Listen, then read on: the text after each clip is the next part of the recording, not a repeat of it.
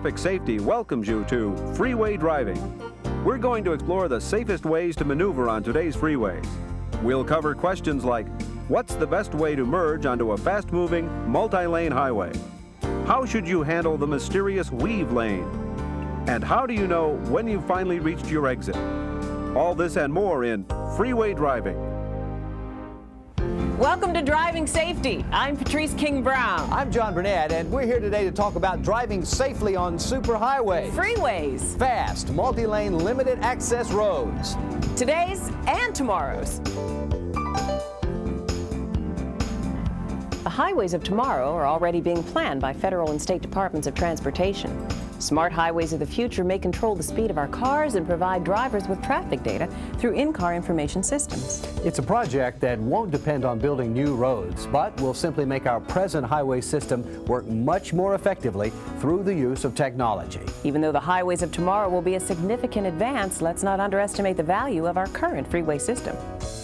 Today's interstate highways are marvels of sophisticated engineering. They're designed for faster traffic, and they're safer than other highways because traffic travels on them in the same direction and at roughly the same speed. But safe as they are, they demand special skills at critical decision points. Let's take a look now at a typical trip on a freeway and see some of these special skills in action. Before entering a freeway, you should be sure that you know what entrance and exit you're going to use. Safety requires advanced planning. What's the best way to merge onto a fast-moving multi-lane freeway? Entering today's freeways, Patrice, can be safe and efficient if a driver follows a few important procedures. A driver should take care to enter the freeway smoothly and decisively. Accelerate to freeway speed in the acceleration lane with your turn signal on and identify a gap to merge into. Watch the gap in your rear view and side view mirrors and use head checks to watch your vehicle's blind spot. After a final head check, merge into traffic and turn off the directional signal. It's important not to hesitate on the ramp or acceleration lane and not to merge at too slow a speed. In some situations, there will be traffic signals to tell you when to enter the freeway at entrance points. How should you handle the mysterious weave lane? Well, some freeway entrances are served by a special type of access lane, which also serves as an exit. That's a weave lane. In a weave lane, the entering motorist should yield to cars using the lane for exiting. The exiting vehicle should choose an appropriate gap and merge, while the entering car accelerates and merges with through traffic. The weave lane calls for quick decisions and a spirit of cooperation. After entering a freeway, the question of which lane to travel in arises. The right-hand lane is the slow lane and is normally used to serve entrances and exits. When traveling in the right lane, keep alert for cars entering the highway. Allow them to accelerate and decelerate and drive in such a way as to create gaps for merging vehicles. The middle lane of a freeway is typically used for through traffic, and the farthest left lane is for passing and higher speed traffic. When driving on a freeway, check rear view and side view mirrors frequently. That way you'll always know where the cars around you are and which lanes you can move into should the need arise.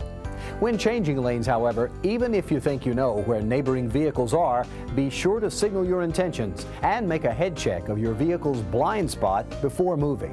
One reason to change lanes is to maintain the space margin around your vehicle. A good way to determine how much space you need is to imagine 3 zones of space in front of your vehicle. The first zone extends from the front bumper of your car to a point you will reach in 2 seconds. This is called the following distance. The second zone extends 4 seconds beyond that, and it's called the stopping zone, because 4 seconds is the shortest time in which you can stop your car when traveling at freeway speeds. The third zone extends 20 to 30 seconds in front of your vehicle, and it's called the visual lead distance. 20 to 30 seconds is the minimum sight distance you should allow in front of your car when traveling at freeway speeds. There should be similar distances between your vehicle and the following traffic, too, and a gap to your right or left, just in case you have to change lanes quickly to avoid trouble. If you're being tailgated, move over or speed up. If you should have to stop quickly on a freeway, you have to act fast. Tap your brakes lightly first to flash your brake lights and warn following motorists.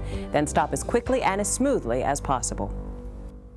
Today's freeways are designed to give you all the information you need to make the quick decisions necessary for freeway driving. For example, occasionally one major freeway will separate from another at a junction not related to another exit. A driver must know which route he or she wants to follow and be prepared to move right or left to continue onto the chosen destination. These branchings are usually marked well in advance by diagram signs which show how the ramps are laid out. The main purpose of these signs is to prepare drivers for the lane changes they must make to find their chosen route. Now, Patrice, how do you know when you've finally reached your exit? Well, John, the driver will know that he or she is approaching the intended exit by observing a series of advanced guide signs that follow a uniform progression. The first sign will typically show the name of an exit 2 or 3 miles in advance. There'll be another sign about a mile before the exit, and another 1/2 mile before the exit. The exit itself will be marked with its name and an arrow indicating the position of the off-ramp. Upon observing the advanced guide signs identifying the intended exit, a driver should begin to maneuver the vehicle into the lane serving the exit. Most frequently, this will be the right lane, although occasionally there will be a left lane exit. Since exiting from a lane carrying faster traffic is more difficult, left-leading exits are clearly marked far in advance. Quick thinking is also necessary where a cross street is served by 2 closely spaced exits, one going north and one going south, for instance. Here again, the advanced guide signs give you all the information you need to know what to do. When you reach your exit, check your rear view and side view mirror. Signal your intention to exit. Double check the traffic around you, and don't forget that head check of your vehicle's blind spot. Merge into the deceleration lane as early as possible and use the deceleration lane to slow to ramp speed before entering the ramp itself. Take care, ramps frequently include tight curves. If you should miss your exit, go on to the next one. Never back up on a freeway. Let's take another look at a typical freeway trip. A careful driver knows the exits and interchanges before he or she starts out. In entering a freeway, choose a gap and enter the flow of traffic without hesitation. Change lanes and pass smoothly, keeping your eyes on the traffic around you and behind you at all times. Maintain a space cushion around your car. Maneuver your vehicle so as to leave a space option in case of emergency. Use freeway signs to anticipate interchanges and exits. Signal your intention to exit and exit the freeway smoothly, using the deceleration lane to slow down to ramp speed before you enter the ramp.